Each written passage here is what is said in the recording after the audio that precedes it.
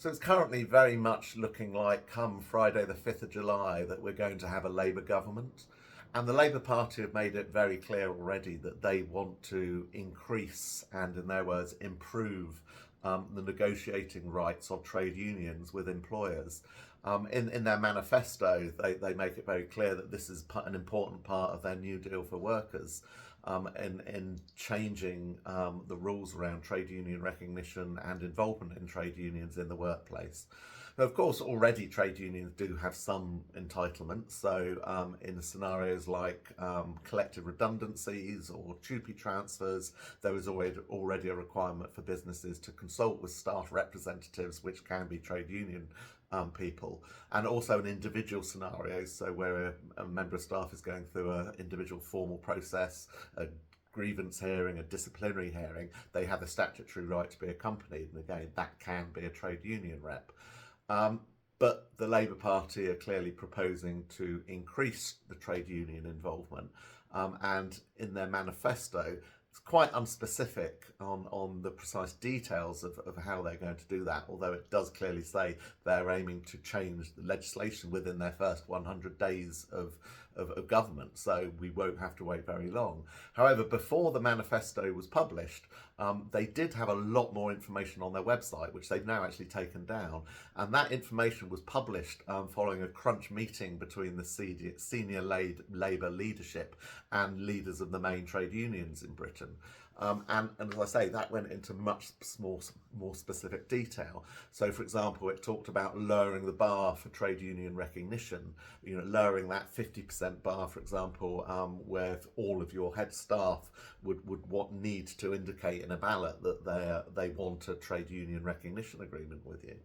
And of course, when you do have a trade union recognition agreement, you then have to negotiate, i.e. enter into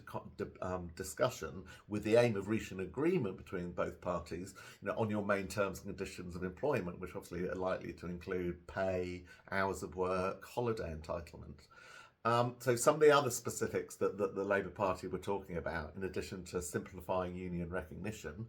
repealing the rules around agency workers being used to break strikes,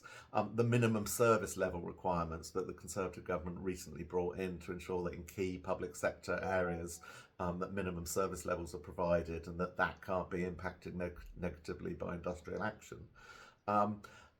They also talked about giving trade union reps more and specific rights in terms of their roles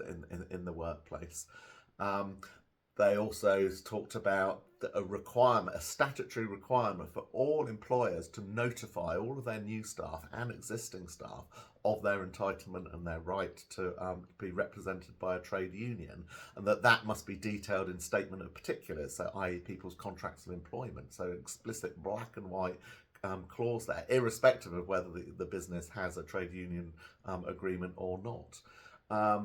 It also gives certain protections for trade union representatives and created an entire new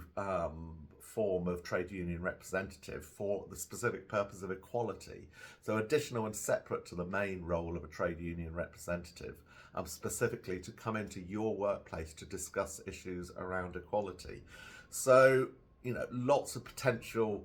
new statutory requirements on a business that we wait to see whether those come through and the detail of them. And of course, Fair Job UK will be here watching very closely to see how that materialises, and we'll be here to provide you advice, and we'll be publishing advice, and we're here for you to come and get that individual support from us to help you through what potentially could be a minefield of new requirements around the role and involvement of trade unions,